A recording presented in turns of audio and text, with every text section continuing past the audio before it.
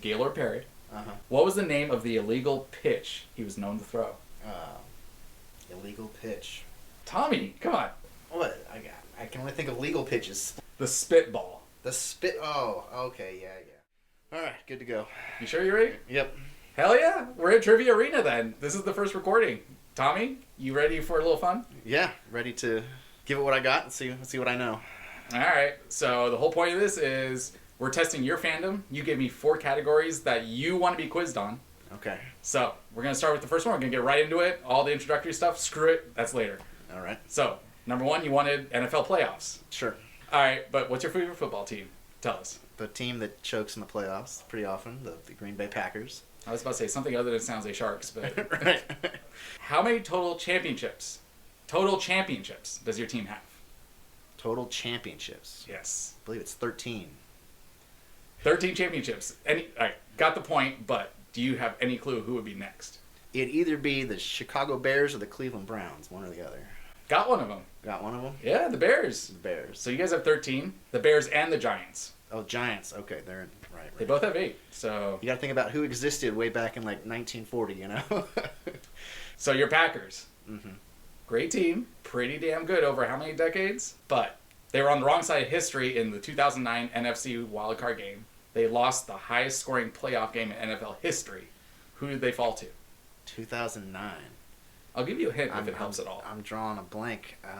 Would Russell Wilson be good yet? Would he even be around yet? I wanted to say the Seahawks at first, but I don't think that's the right one.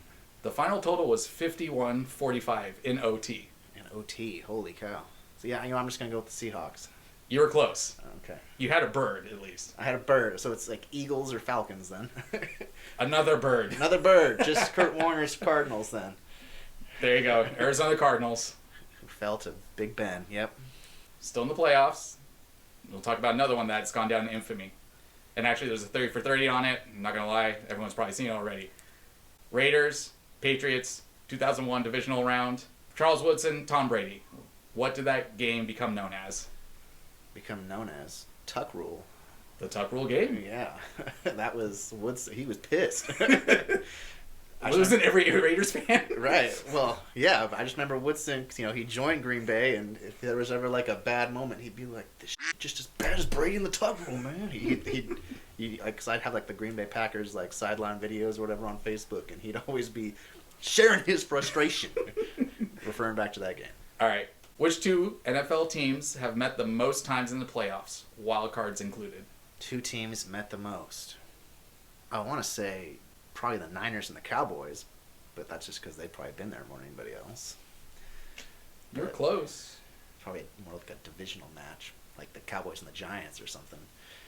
Further off. Further off, okay. It was the Rams and Cowboys. The Rams and the Cowboys. Okay, so okay. Really, the Rams have been there that often? They've met the most times in the playoffs, yeah. Wow. I mean, Rams do have like 3 Super Bowl losses as well, but yeah, but they've only got their 2 titles. See, your Packers aren't the biggest chokers. We were texting as this happened. This is when you agreed to join me on this. Okay. Thank you, by the way. Yeah. Rams and Cardinals game, right? LA's David Long Jr. got a pick 6 off of Kyler Murray. That play set an NFL record for what? An NFL record. Playoff record, I should say. Playoff record, okay. Longest pick return touchdown? You're saying the longest pick? Well, you said he picked him off, right? Yeah. And returned it. Be like the most amount of yards to get to the end zone? I don't know. Or, I'll take it back. Most picks thrown by a QB in a game by Murray? No, I totally know what you're talking about. I remember reading this, and it's escaping me. They said it on the broadcast. It was literally right there in front of us. Kyler Murray was in the end zone. Oh. It was the shortest pick 6 ever. Shortest pick 6, okay. 3 yards. 3 yards, okay. All right. How many times has the Super Bowl gone into overtime? Oh. Sorry if I shouldn't be swearing. This is what editing's for. OT, I want to say 4 times. Once. Just once? Just once. Okay. Try to help you out. What Super Bowl was that? Who was in it? And what was the claim to fame in that game? And you know this is pretty recent. OT, it's pretty recent. Is that the Patriots-Seahawks game? No, because Russell Wilson gave that one away, didn't he? On the 1 yard line. On the 1 yard line, right. Wouldn't be Steelers-Cardinals, right? Is that the one that went to OT? I don't know. Is that your answer? Sure. I'll make that my answer. No. No. Okay. 51. Patriots overcoming the 28-3. Oh, the Falcons. Mm-hmm. Oh, gosh. All right. So that was a crazy Super Bowl. Crazy memory. I actually remember where I was watching that. What 4 teams don't have any Super Bowl memories? What 4 teams in the NFL have never been to the Super Bowl? Never been. Okay. I can do this one. I know you can. First off, Jaguars. Correct. Texans. Unless you're going back to the Houston Oilers days. No, you're right. Texans haven't. I'm going to go with the Lions. One more to go. And I can't really come up with anybody other than the Browns after that. 4 for 4. Okay, good. You got it. I was like just going through all the divisions, just like checking off everybody. It's like Vikings have been plenty of times, they just never win. Same with Buffalo. Now let's just wrap this one up and have a shout out to one of the greatest ever, and Tom Brady. How many Super Bowls has he won? Has he won? Yep. 7. That is right. 7. Yes. Tommy, you got through the first round with 4 points. 4 points. Okay. Who are you? What are you doing? Just tell us a little bit about you. My name is Tommy Franich. I grew up in Santa Cruz area. I've lived in San Francisco, Sonoma, Las Vegas. I like to go where there's wine and beer, obviously. Yes. Here's my beer shirt. It says, "This is the glue that held everything together during that 2020 show." Yeah, I got my family back at home. Got my 2 boys. They're little rebels. Right now, I'm just working in seafood. Looking for something else, though. But yeah. Help him out. Help him out. Stick with NFL? Sure. All right. The next one you wanted was quarterbacks. QBs, okay. I promise you this is going to be a little bit easier, too. Okay. That 2009 Packers-Cardinals game we talked about, OT and all that. Which legendary NFL quarterback led the Arizona Cardinals to the OT victory? Kurt Warner. You already said that earlier. You got that. He also just had a movie come out. Right. What's the title of the movie? I don't know. I just know that it's about the Rams and their Super Bowl taking out Eddie George and the Titans. American Underdog. American Underdog. Okay. Actually, heard's pretty good too. So. I haven't been in the movies in a couple years, but that's what happens when you have kids, everybody. So. Warning to everybody. Right. Kurt Warner has his movie. Now we have another kind of movie about a quarterback and his mascot. Name this QB. And his mascot. Yeah. His team mascot was kidnapped. The QB also became the first to throw for over 5,000 yards in a season in 1984, and it was just his second season in the league. Name the QB in the movie. Oh gosh, man, you found my weakness of movies. You got me at the blank. 84, I just want to say like Bradshaw or something. Bradshaw or Aikman. Or Montana, that's all I know. Johnny Unitas then. Yeah, afraid I got to throw in the towel on that one. Dan Marino. Dan, okay. First guy to throw for over 5,000 yards, and it was Ace Ventura, Pet Detective. Oh, okay. Really? I thought you meant the QB like was in the movie himself, like kidnapping or something. Oh. We're going to stick with Dan Marino. Okay. Just tell me which of these is true. So Dan Marino has, in his career, passed for over 60,000 yards. He logged over 400 touchdowns, played for over 15 seasons. Those 3 statements, which one or all are true? Or none? Or none. I'd say 15 seasons is true. And I'll go for the yards, but not the touchdowns. So you're saying he he passed for over 60,000 yards, and he played for over 15 seasons? Sure. But he didn't have over 400 touchdowns? No, I'll take that one away from him. He did, though. He did, though. Okay. 61,000 passing yards, 420 touchdowns, 17 seasons. 420. Oh, good number. All right, another legendary quarterback. Now for your Packers. Okay. Brett Favre. 11-time Pro Bowl selection, 3-time MVP, started 297 consecutive regular season games, played for the Jets and then later for the Vikings. Who originally drafted Brett Favre? Who drafted Favre? I want to say the Saints for some reason. You're in the right area. I'm in the right area? Oh, damn. The Falcons, then. Yeah. Yeah, okay. It was the Falcons. The Falcons, okay. I'll give you an extra point for that. Following this season, This quarterback currently owns the league's highest career passer rating. Who is it? Following this season, Mm-hmm. currently the highest passer rating. I would think Aaron Rodgers, but Mahomes is probably right there too. I'd probably go with Mahomes since he's got a smaller amount to go off of. Smaller what? Smaller total judgment zone or area, I'll say. You got it. Mahomes. And you're right. Rodgers is next with Deshaun Watson. Actually tied. Really? Yeah. Oh. Okay. I'm going to give you a point for each one of these coming Each up here. one, All okay. right. There are just 4 quarterbacks who have beaten all 32 teams in the NFL. Name them. Oh, all right, Brady. Brady. Let's go with Brett Favre. Yep. Just trying to think who was a good QB that switched teams or conferences at some point. So they could have You're on the beaten right team path, they too. played for. That is the right way to go about it. Probably Peyton Manning. Yes, sir. Got one left. Sure, why not? Let's just go with Donovan McNabb. He played for plenty of teams. That's true, bud. Drew Brees. Drew Brees. Okay. I should have said that one. I just thought maybe he didn't get enough time with the Chargers. I mean, technically, Playing. he only had to beat the Saints to be able to qualify for that Right, but like, trivia question. I was trying to think if he even got even any playing time other than getting hurt. So Hey, that's not bad. You actually got through that one with 6 points. Like, if Okay. you think about it, compared to the first round. All right. Are you feeling good? yeah, let's see if I know the other side of things. Well, I mean, you got 10 points through the first 2 quarters of Trivia Arena, and you're currently the best ever contestant. Really?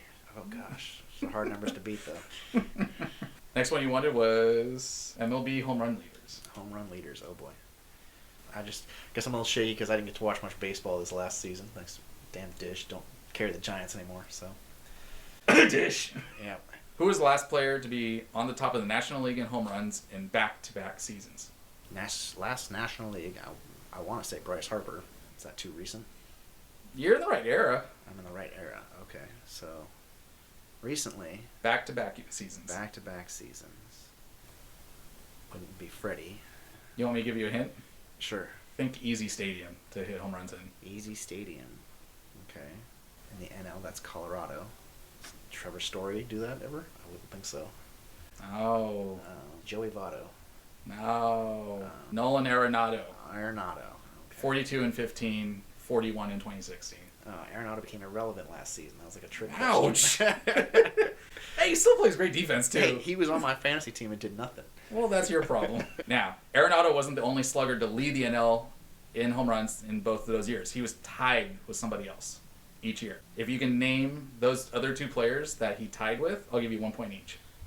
Okay, well, Harper. Let's go for Harper for one of them. 2015, Harper also hit 42. Okay. If you get the next one, I'll give you a handshake. A handshake. I haven't thought of this guy's name in forever. I want to come up with something ridiculous. Let's go with Ozuna. No, Yelich. That's who I'm going to go with. You're on the right team. I'm on the right team. I'll give you another shot because this one's like, he was the strikeout king, I believe, when he Okay. was in the AL before coming to the NL. The strikeout king in the AL before coming to the NL. Yeah, see if you remember this one. Chris Carter. Carter. Oh, wow. Yeah. Carter. Wow. Tied with him? Yeah, right? Dang. Yeah, I would not have called that one at all. There are only 3 sluggers in Major League history to eclipse the 700 home run career mark. Name all 3. All 3. Ruth, Bonds, and Aaron. Ruth, Bonds, Aaron, you got it? See, I had to give you a softball pitch once in a while. Now, since you just mentioned Bonds, like, we both love the Giants, right? Yeah. We both grew up in the same era. Do you have a favorite Barry moment? A favorite Barry moment. When he hit his home runs, it was always just great to see him kind of try, like he knew it right off the bat. But I really like moments when he's got the 3-0 count and there's a bad pitch, but it's called a strike, and he would have his cow about it. And it's like, bro, that's strike 1. Relax, man. I would just always laugh so hard when he'd like just drop his shoulders back and just be like, start yelling with the ref, or the ump, and let the ump know. And hear it just because it's strike 1, and then he gets ball 4 in the dirt on the next pitch anyway. But as for like the best moment for Bonds, I guess, when he broke the record and immediately just stuck his hands up, just the one that sticks pretty much. But yeah, I love to see him just display his attitude and not give a damn what anybody thought. Barry Bonds is the home run king. Uh-huh. Holds the record for the most home runs in a season with 73 in 2001. There's only one other season in which Barry Bonds led the league in dingers. Oh, really? Just one, huh? Yeah, that's what I said too. Do you know what season that was? I'm going to say it was like 98 or 99. 1993. He had 46. 93. 46 was the lead, huh? I was going to say, like, in the Pittsburgh days, he never, like, reached the 50s. Funny you said that because that's his first season with the Giants too. Oh, okay. Yeah. First with the Giants as well. Interesting. Okay, then 1994, Bonds hit 37 home runs, but he was beaten out by a teammate. Which San Francisco Giant took the home run crown in 1994 with 43 home runs? Gosh, was Jeff Kent there yet? Was Clark still around? Ooh, 94, I don't think so. No? Okay. But you're right. You're looking at the infield. Right. I'm going to have to go with Matt Williams then. Bingo. Okay, it's like if I'm eliminating those two, it's got to be him. Mark McGwire and Jose Canseco combined to lead the American League in home runs 4 times over 10 years from 87 to 96. Who was the only athletic Oakland A since the Bash Brothers to lead the AL in home runs? Since the Bash Brothers. Probably Jason Giambi. No. No. Wow. I think you and I worked for the A's this season. Oh, really? When it happened. When it happened. I don't know. Is Chris Davis blasting homers? Bingo. Okay. Got it. 4 points now. Last one for this category. Across 4 seasons, from 2013 through 2016, the Baltimore Orioles had 3 different players end the season as the AL's home run leader. No way. Really? That's what I said too! Wow. Can you name the 3 Orioles sluggers? I'll give you 1 point each. You know, Chris Davis, Manny Machado, The other Chris Davis, right? Adam Jones? No. No Jones. So Chris Davis. I'll give you 2 more shots. I'm just thinking everybody else, like Markakis and stuff, none of them would have led. They never had Nelson Cruz, did they? I mean, he played for everybody. But 2014. 2014? Got 1 more if you can think of it. Good Okay. luck with this one. Okay, so it wasn't Machado then. Oh, let's go with Trumbo. Damn! You got it. All right. 7 points in the 3rd quarter there. All right. See? Full touchdown. 4th and final quarter. Okay. You wanted the MLB Hall of Fame. All right. Let's do it. So these are going to be a little tougher. Okay. I'll try to guide you through them a little bit, though, because like I said, I want people to know their history here. He's one of the best-known baseball players of all time, with credentials as long as any other Hall of Famers. But his most noteworthy accomplishment is being the owner of one of baseball's most unbreakable records. 56-game hitting streak.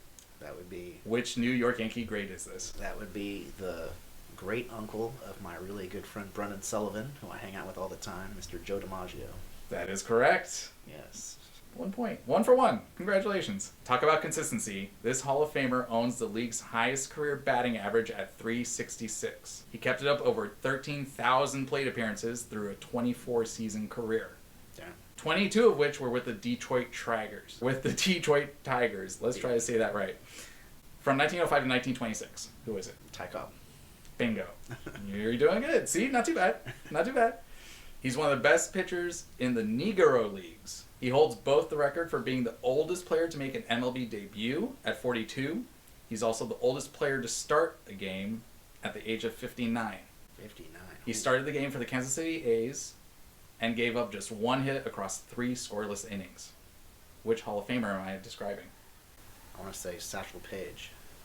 You are right. Oh, okay. I was like trying to remember. I didn't remember these other records you were pointing out. I just remember like the 59-year-old thing. It's like somebody else could have done that too. Hey, that's all you needed though. Think about it though. You're like 59 or going on 60 and you're like, all right, I'll start a game and still pitch amazing. Right. 3 for 3. Okay, good. This is all the old stuff. You literally asked me like to not go too old because you're like more worried about it. I didn't want you to be like, how many hits did Ty Cobb have on this date in December or whatever? Did Ty Cobb even play in December? I don't know. I could actually ask that. It's probably like 0. All right. In Winter League in December. All right. Johnny Bench rewrote the standards for catchers both defensively and offensively. He was a key cog in the famed Big Red Machine of the 70s. But he might be known just as much for pulling what stunt in spring training game in 1968 as a rookie while catching 8-year veteran Jim Maloney. He was constantly shaking him off. I will give you multiple choice here. Constantly shaking him off, okay. What did Johnny Bench do? Did he hand his mask to Maloney and walk off the field? Did he catch a fastball barehanded, charge Maloney on the mound, or throw every ball back with full force? I'm going to go catch it barehanded. Damn straight he did. I remember now because I got like all my signed baseballs, and I'd like create a page, all their stats and stuff like that. And I'd always point out like one big moment in their career, and that's exactly what I pointed out about Bench. Hell yeah. Not a bad way to like prove your point to a guy that's like been around the league. Like, your fastball sucks. Right? 4 for 4. 1968. The Athletics relocated from Kansas City to Oakland. The owner's Charlie Finley, and he wanted to make a splash, so he brought in a Hall of Fame outfielder as his executive vice president for the first 2 seasons in the town. The move made sense, as not only did the Hall of Famer get to return to his home in the Bay Area, he also completed his last 2 years of service to receive maximum pension. Who did Finley hire for this role? Hall of Fame outfielder in 68. So this guy's already in the Hall at this point? Correct. Okay. Oh, damn. From the Bay Area. Oh, gosh. I'll tell you right now, showing you a picture of this guy in an A's outfit does not make sense at all. Yeah, okay. Does not make sense. So it'd be like Ted Williams or something. It was Joe DiMaggio. It was Joe. Okay. Wow. Congrats, you've missed one in what has been your best category so far. This is actually one of my favorites. This closer's career numbers were already crazy, but none were better than his postseason stats. .7 ERA over 141 innings, en route to 5 World Series championships. But the most impressive number, 100%. He was the first unanimous inductee into Cooperstown in 2019. Mariano Rivera, hell yeah. According to the Baseball Almanac, there are just 3 inductees in the Hall of Fame who are enshrined as designated hitters. Oh, yes. Can you name all 3? Well, I don't know. Is David Ortiz enshrined yet? Does he count? He's in. Okay. Edgar Martinez. Hell yeah.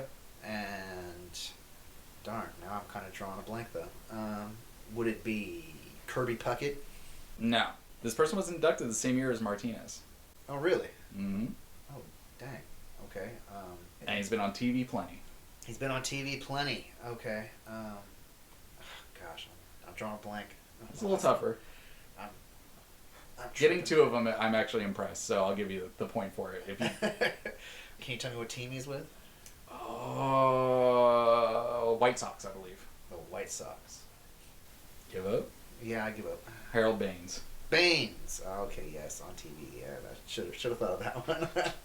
But you got 2 of the 3. I'll give it to you, like I said. You know why I didn't think of Baines? I don't have a ball signed by him yet. I got a ball signed by almost everybody from like 1950 on, so it's in the hall. So. Seriously? Yep, they're like shaped as home plates. Yeah. I got 4 cases full of baseballs. Yeah. Only got 3 more questions left, so hope you're ready to go. I'm ready. All right. This inductee from the class of 2015 came into the MLB as a catcher in 1998. Came into the MLB as a catcher in 1988. There you go. I was going to say that's way too short. And an all-star at the position in 1991. Then became an all-star second baseman in 1992. He later logged 2 seasons playing exclusively in the outfield. And he spent 20 years with the Astros. Who is it? Okay. Craig Biggio. That's right. Talk about like a guy that covered everything. Yeah. Right. Holy cow. All right. Not too many play catcher and outfield and middle infield. Like maybe catcher and corner infield, but that's like that's like it. Dude, he did everything, and he was still a good hitter. This one's kind of easy. He's the Iron Man who played a record 2,632 games consecutively. Name that Baltimore Oriole. Cal Ripken Jr. Hey, I gotta make sure it's the right one. Right one, right? Cal Ripken Jr. Out of the way. Have I given enough shout-outs to Baltimore Orioles in one stream? I'd say so. We're going to finish with the Giants. Okay, cool. Gotta make sure it's fun. This Giants Hall of Famer, his name is Gaylord Perry. Uh-huh. He was well known for both doctoring baseballs and making hitters think he was doctoring baseballs. What was the name of the illegal pitch he was known to throw? Illegal pitch. Was it called a screwball, maybe? No. No? Screwball was legal? Illegal pitch. I remember reading anything about an illegal pitch. Tommy, come on. This is like one I expect you to get. What? I can only think of legal pitches. Splitters and... You're so close, too. Sweeping curveball. Knuckle curve. You were close with splitters. You were close with screwballs. 12 to 6-inch curve. The spitball. The spit. Oh, okay, yeah. Man, come on. The spitball. Yep. Okay. Hey, but good job. You got through that with 8 points. 8 points. All right. Feeling all right? Yeah. And you actually finished with... Barry Bonds' number. Yep. How appropriate. Yep. You got 25, man. No one's ever gonna beat 25. Well, we're going to find out at some point. No. There's more people coming into the arena in our preseason first recordings here, so... Well, thanks for coming, dude. give them all questions from like the 1700s then. What sport was in the 1700s? I don't know. Do some research. Thanks, man. Yes. Hope you have fun. Yes.